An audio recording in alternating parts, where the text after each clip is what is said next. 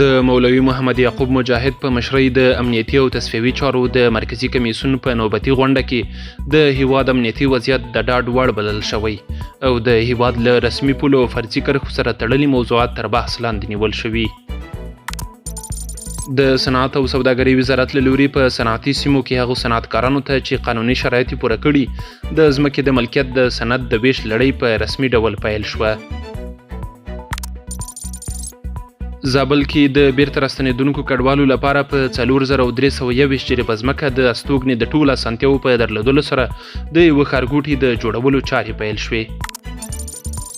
مسکو کې د افغانستان سفارت سرپرست جمال ناصر غروال د لوړپوړو امنیتي چارواکو د 14 نړیوال امنیتي فورم په پرانیست غونډه کې د افغانستان د وروستیو امنیتي پرمختګونو لاسته راوړنو په اړه خبرې کړي.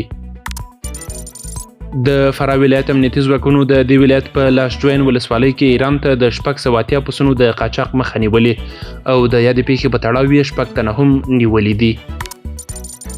د روسیې د امنیت شورا مرستیال دیمیتری میدویدوف د امریکا د ولسمشر ډونالډ ټرمپ له لوري د ولادیمیر پوتین په اړه د وروستیو څرګندونو په غبرګون کې ویلي چې ټرمپ باید په دې پوه شي چې یوازینۍ بده پیښه دریمه نړیواله جګړه ده او نور هیڅ نشته.